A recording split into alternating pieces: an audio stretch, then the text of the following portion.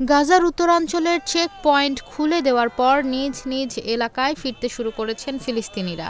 জোরপূর্বক বাস্তুচ্যুত ৩ লাখের বেশি ফিলিস্তিনি দক্ষিণাঞ্চল থেকে উত্তরে ফিরেছেন বলে জানিয়েছে গাজার সরকারি মিডিয়া অফিস। কাতার ভিত্তিক সংবাদ মাধ্যম আল জাজিরা ও ব্রিটিশ সংবাদ মাধ্যম বিবিসির প্রতিবেদনে এ তথ্য জানা গেছে।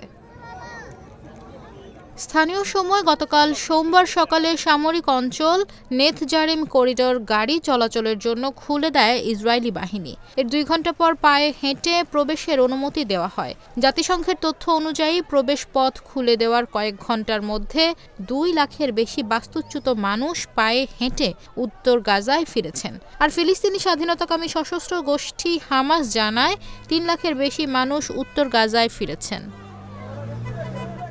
ফিলিস্তিনিরা উত্তরাঞ্চলে ফিরে ধ্বংসযজ্ঞ ছাড়া আর কিছুই খুঁজে পাচ্ছে না। তবুও ঘরবাড়ির ধ্বংসস্তূপের সামনে দাঁড়িয়ে ফিরে আসতে পারার স্বস্তি প্রকাশ করছেন। স্বজনদের ফিরে পেয়ে আপ্লুত হচ্ছেন অনেকে। ২০২৩ সালের ৭ অক্টোবর থেকে গাজায় শুরু হওয়া ইসরায়েলি অভিযানে এখন পর্যন্ত অন্তত ৪৭,৩০০ জনের বেশি ফিলিস্তিনি নিহত হয়েছে। আহত হয়েছে ১,১১,০০০-এর বেশি মানুষ। ইসরায়েলের হামলা থেকে বাদ যায়নি উপত্যকার স্কুল, হাসপাতাল, আবাসিক ভবন, এমনকি শরণার্থী শিবিরও। গত ১৫ মাসের হামলায় ৮০,০০০-এর বেশি ভবন ধস ও ক্ষতিগ্রস্ত হয়েছে। ইসরায়েলি আগ্রাসনে ২০ লাখের বেশি বাসিন্দা তাদের ঘরবাড়ি ছাড়তে বাধ্য হয়েছে।